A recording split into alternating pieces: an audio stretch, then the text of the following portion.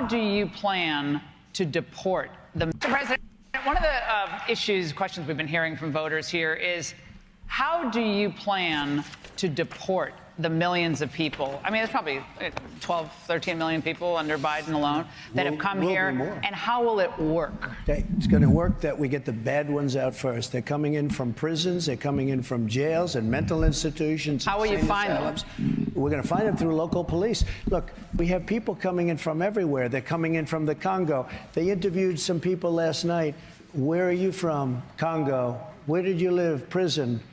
They're emptying out their prisons into What's the first thing you will do if you become president again on the border? I know that's going to be your first There's two things I'm going to do. Number one is drill, baby, drill. And the other thing, equal,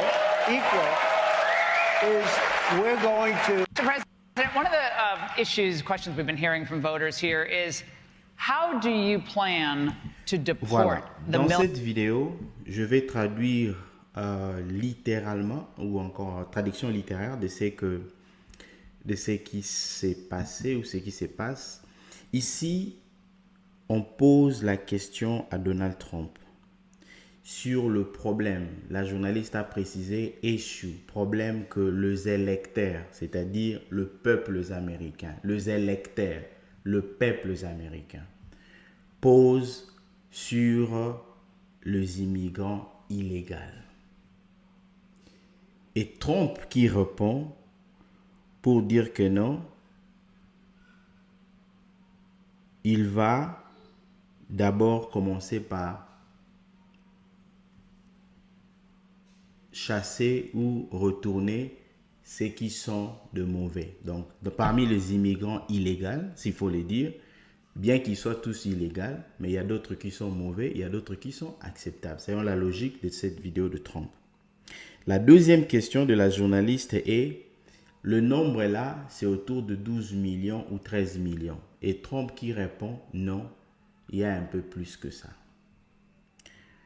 Et définissons avant toute chose qui est immigrant illégal. Immigrant illégal, c'est toute personne qui serait sur le sol américain et qui n'a pas la green card ou la nationalité américaine. C'est celui-là qu'on appelle immigrant illégal. Toute personne qui est sur le sol américain, qui n'a pas le statut qui lui permet de rester ici.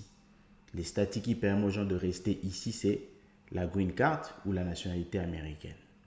Le reste de personnes sont considérées comme illégales. Cependant, il y a d'autres statuts qui permettent aux gens de rester sur le sol américain pour des objectifs bien définis. Par exemple, diplomate, par exemple, visa d'études, par exemple, visa de travail, il y en a tant d'autres.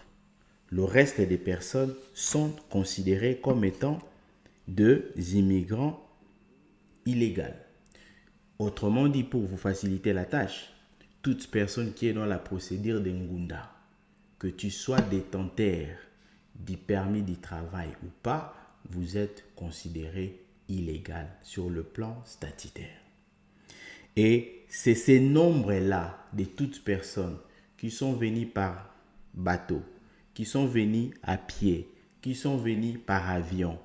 Tout ce monde-là qui est dans le système de l'immigration en train de chercher les papiers, demande d'asile, demande de quoi, c'est vous qu'on considère ici comme étant illégal. Et le chiffre s'élève à pratiquement 13 millions et plus. Bien qu'on dit que le 13 millions, c'est seulement pendant la période du président Biden. Moi, j'ai l'avis contraire, mais ce n'est pas ça l'objectif de cette vidéo. Et vous devez comprendre